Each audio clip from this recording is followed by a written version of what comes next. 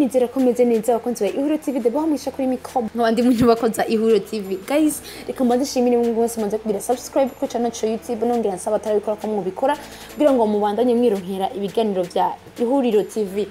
Reka mbanze nifurize umunsi wa gatandatu mwera ndakuba katolika mwese n'aba protesta mwese nongera nifuriza abizera umwami Yesu ko umwami yapfuye akazuka Pasika nziza muryoherwe n'abanyu muryoherwe mu byanyu no mu banyu ntimwibanire mwirekure akazi ki mu gatambe haribonetse umuceri mu kubite kuko numunsi utwibutsa izuka ry'umwami wacu Yesu Kristo. Nimba wizera ko Kristo yaje ngaha ku isi akitangira abana akitangira twebwe abantu ndazi neza ko wizera nuko yazutse. Ejo rero n'umunsi wa Mungu twizera canke duhimbaza umunsi mukuru wa Pasika. Reka kwanza mbanze ndabwire Pasika nziza. Pasika nziza nizera ko meze neza. Ntabatebeje reka ushobora kwibaza mbe uno musagumba tubwire ibiki ko reka tugira ibintu bya Pasika cyane. Inkuru ndabanzaniye ifitaniye ubusano kanaka na Pasika. Iyo nkuru ni inkuru ishushe ikimoto bushasha ushobora kwibaza mbe nibiki nutangare kandi tuza shira umutima hamwe subiza umutima mu kibanza cyawo. Ndabazaniye inkuru iri muri ino industry ya Buja Flavor, ino industry y'umuziki wacu, umuziki w'u Burundi. Numwigeme yakotangaje abantu, numwigeme yakoze akantu bon yadutangaje nyene ntitwa tuvyiteze. Urumva yadusize mu gahundwe mu kirundi ciza, yadusize mu gahundwe mesha akunze kuvuga surprise, yadusurprenye vraiment. Numwigeme wo mu Burundi ali talented, ashobora araririmba kandi ni mu YouTuber, no muririmbyi aririmba sekila, no mu YouTuber kandi arafise ibiganiro ahora akora kuri YouTube channel yiwe.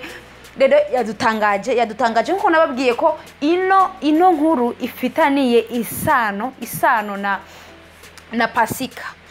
Mu misi yahera nko mu myaka 2 canke 3 iheze, Mutama Kidumu nabonye ne aka kantu yaragakoze hamwe atangaza abantu benshi batangura kuvuga ko Mutama Kidumu ahevye umuziki, ko Mutama Kidumu afashe ino nzira, Mutama Kidumu no n'umuziki arawuhevye, ari we yaradukuriye, ari we yari nk'umuvyeyi wacu mu muziki, none kubera iki yakoze ibi bintu. Bon harabaye ama commentaire menshi cyane abantu bari bafise ubwoba yuko Mutama Kidumu ahevye umuziki, ariko kandi siko vyabaye kuko iyo uhisemo gufata iyo nzira, bon muvyo dukora byose turazi neza ko hariho Imana dukwiye gusenga, dukwiye gushima, dukwiye gusaba uko bukeye nuko bwije, yaba mu muziki yaba mu kintu cyose. Iyo umuntu ari ngaha ku isi ategerezwa, kandi turabizi kandi turavyemeranya ko Imana iriho kandi Imana ari umugira byose, dukwiye kuyishima, kuyisaba, kuyisenga. Niyo mpamvu bon je ntaronse amajambo novuga, ahubwo kandi narashimye Imana kuko ni intambwe Mutama Kidumu, nkuko Mutama Kidumu avuga ngo bamwita umuvyeyi w'umuziki.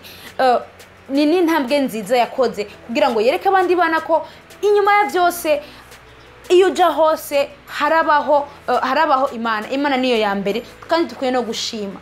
Ako kantu Mutama Kidumu yakoze niko na Muna Warda Mokenzi yakoze. Shobora kwibaza Muna Warda nimbe? Muna Warda n'umuririmbyi w'umurundi nkuko nababwiye, ni n'umu YouTuber arakora ibiganiro byose vyiwe akabicisha kuri channel ya YouTube, aho ariko kina aga filme canke aga theatre kigisha gafise impanuro bavuga ngo tubiyage dukinge ubuzima tubiyage dukinge ubuzima. Nakaganiro kakaca kuri YouTube ya Mona Warda Mokenzi kigisha kandi gahanura vraiment, gahanura kuba papa bubatse canke mabubatse abakozi bo mu nzu.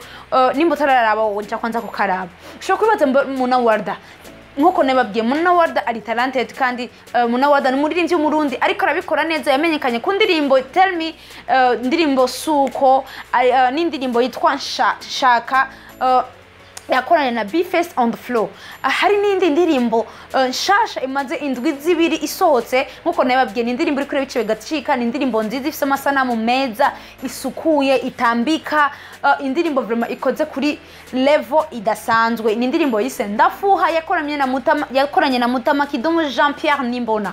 Iyo ndirimbo iri kuri bice bigacika nkuko nababwiye ifite 2 weeks, indwi zibiri kuri YouTube, ikaba ifite ama views cyane imaze kurabwa n'abantu 6,600 sorry, imaze kurabwa n'abantu 6,600.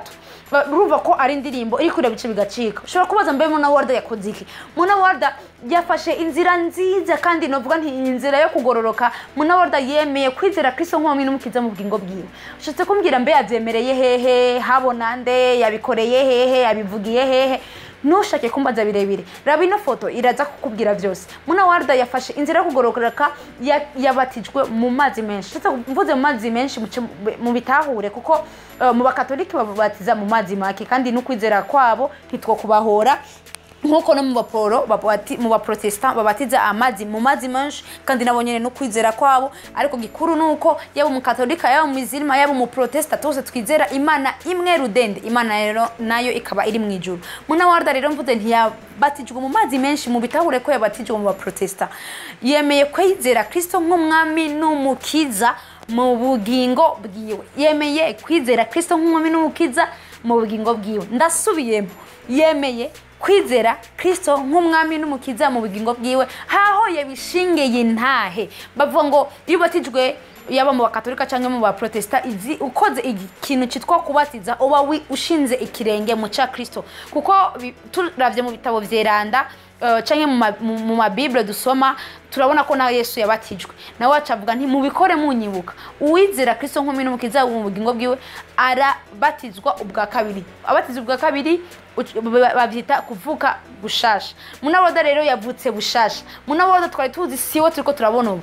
Muna Warda ni wa wundi aza mu ishengero tous les jours dimanche, ababizi neza ko kuwa Mungu atekerezwa kuja gusenga.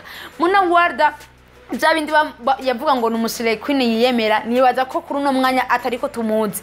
Muna Warda ni undi mushasha. Muna Warda yemeye kwizera Kristo nk'umwami n'umukiza. Ngoma ndabisubiramo, yemeye kwizera Kristo nk'umwami n'umukiza mu bugingo bwiwe. Ushobora kwibaza mbe Muna Warda byagenze gute? None karashize ingani arahevye umuziki nkuko nabibabwiye. Ntitwihutire guca imanza, kuko ntituzi ko azobandanya umuziki canke azohagarika. Ico tuzi cyo nuko yakiriye Kristo nk'umwami n'umukiza mu bugingo bwiwe. Kubandanya umuziki canke kuheba byose n'amahitamwo yiwe. Ariko kandi sindabasize ukunyene, ndagiye kubatohoreza neza ko Muna Warda azobandanya umuziki canke ko Muna Warda yemeye kwizera Kristo nk'umukiza mu bugingo bwiwe, canke azohindura kuri azararirimba gospel, atazosubira kuririmba secular. Ndagiye kubaronderera inkuru nyayo, akanashimye kukabaha kugira ngo musharemo kazi nihaboneka iyindi nkuru nshasha nk'ubu Muna Warda asohoye iyindi gospel. Ntimutangare, kuko mushobora kuca muvuga mbe wa mukobwa wacu ntigeze abitubwira. Ndakababwiye kugira ngo niyasubira niyabandanya umuziki canke akaririmba gospel ntibibatangaze, tumenye tubitahure neza. Kuba yakire Kristo n'umukiza mu bugingo bwiwe ntibizoca bituma ko ahagaritse umuziki. Arashobora kuwuhagarika cyangwa akawubandanya, ni kimwe mu byo azohitamwo. Ushobora kwiyumvira none kubera ko yafashe iyo ngingo ni ingingo nziza. Kubatizwa ni ingingo nziza, cyangwa kwizera umwami Yesu ni ingingo nziza, kuko twese turizera ko Imana ihari kuri nose. Ibyo dukora byose, mu mirimo yacu yose, iyo turiko turavuga mu bintu byacu byose, twizera ko haba harimo Imana, twizera ko Imana iriho. Rero tumufashe dufelicite Muna Warda, twongera twifurizanya umunsi mukuru mwiza wa Pasika twese aho tuhereze. Ariko mwibuke kwigerera kandi ntimurenze, kuko mwibuke ko inyuma ya Pasika ubuzima burabandanya. Inyuma ya kino gikorwa ubuzima burabandanya.